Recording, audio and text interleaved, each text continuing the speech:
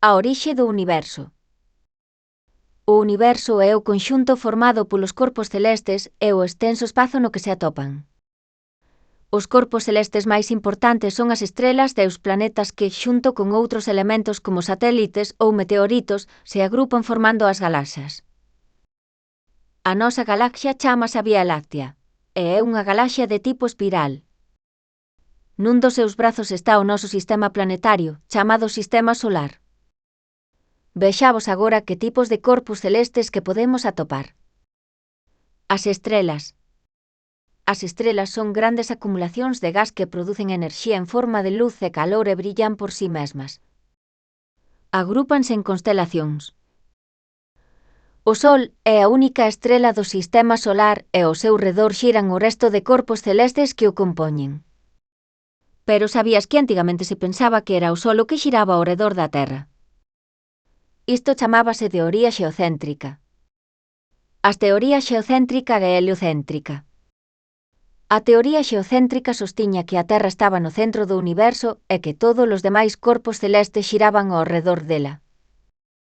Esta teoría foi proposta por primeira vez polo filósofo grego Aristóteles, no século IV a.C. común e se mantivo como a teoría predominante durante máis de 1500 anos.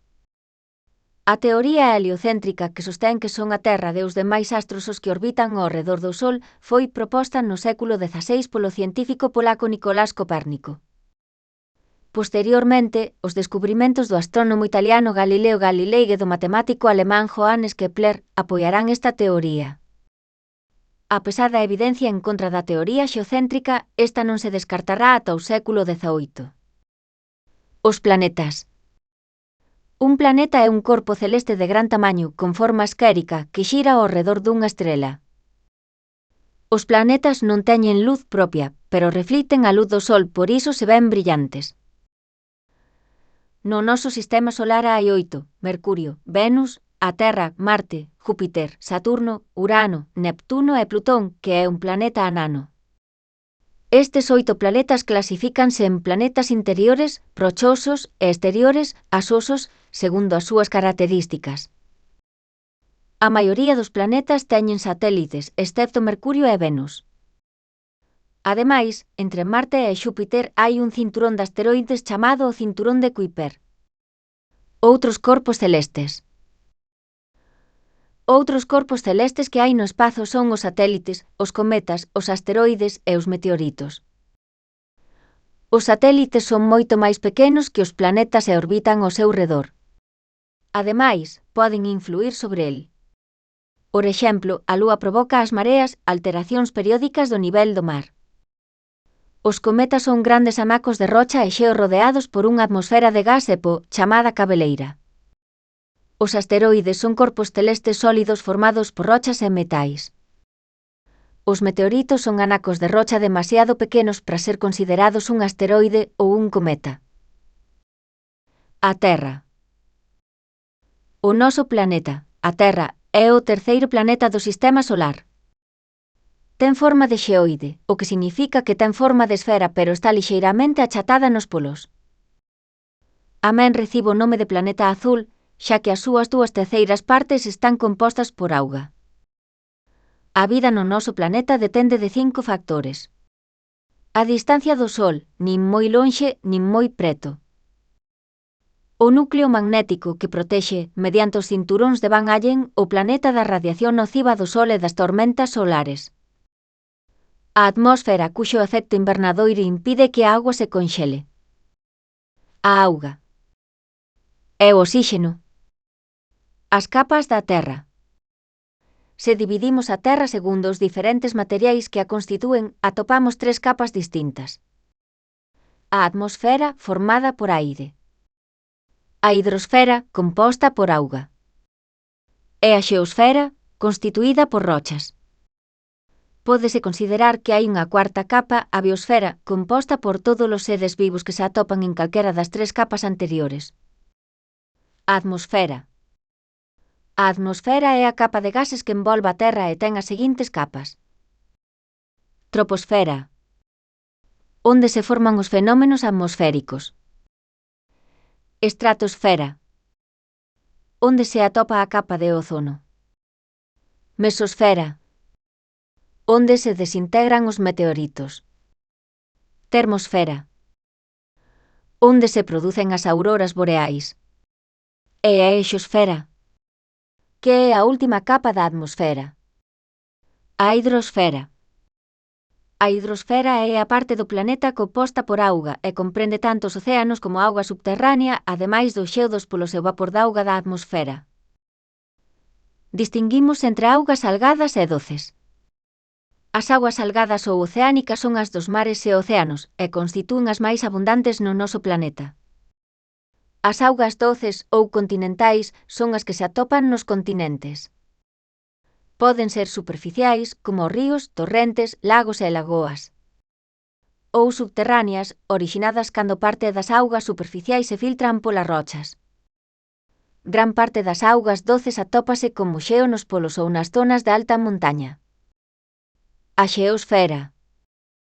A xeosfera é a parte sólida do planeta, que está formada por rochas, minerais e metais.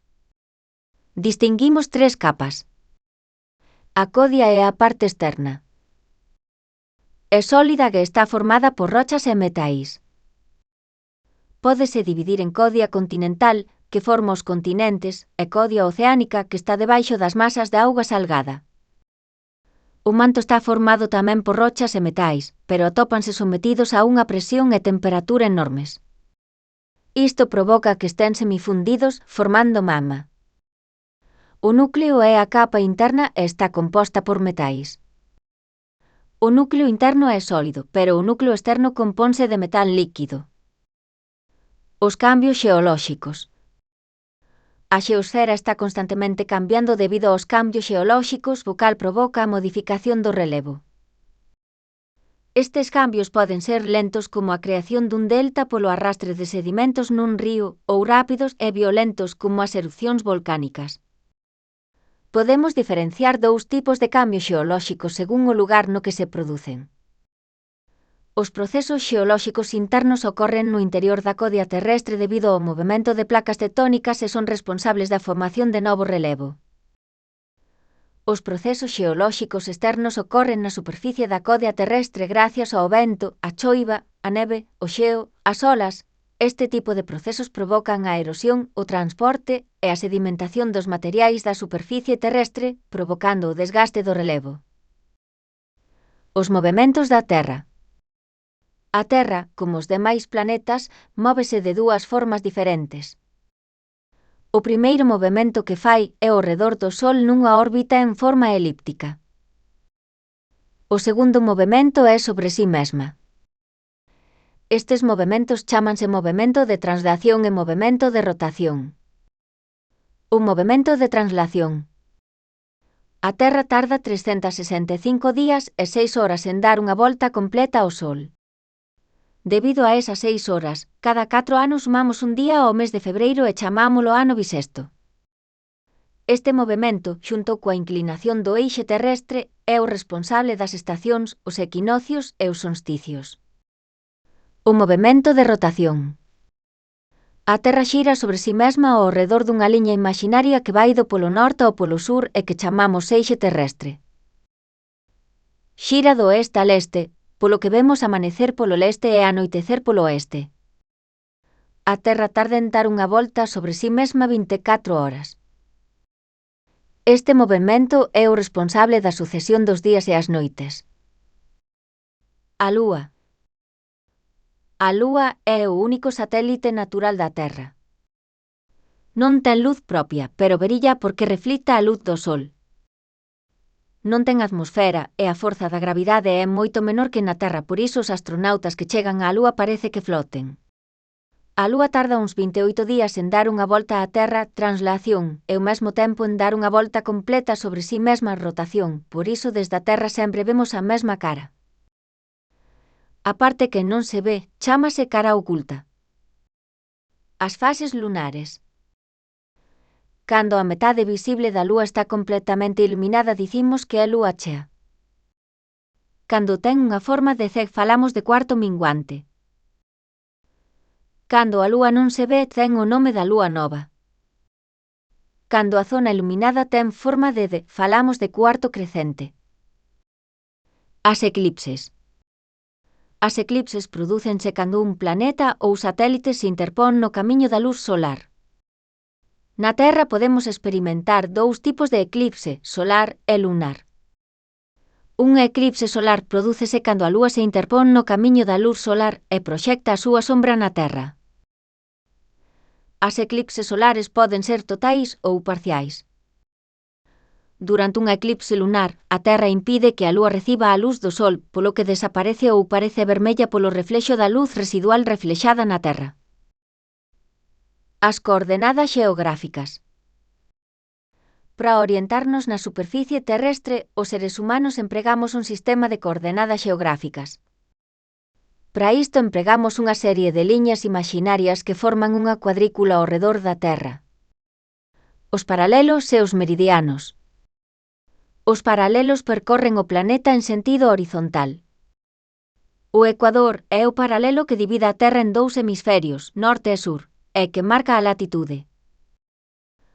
Outros paralelos importantes son os trópicos, ao norte o de Cancro e ao sul o de Capricornio, e os círculos polares, Ártico e Antártico. Os meridianos son liñas imaxinarias que percorren o planeta en dirección vertical e rodean a Terra polos polos.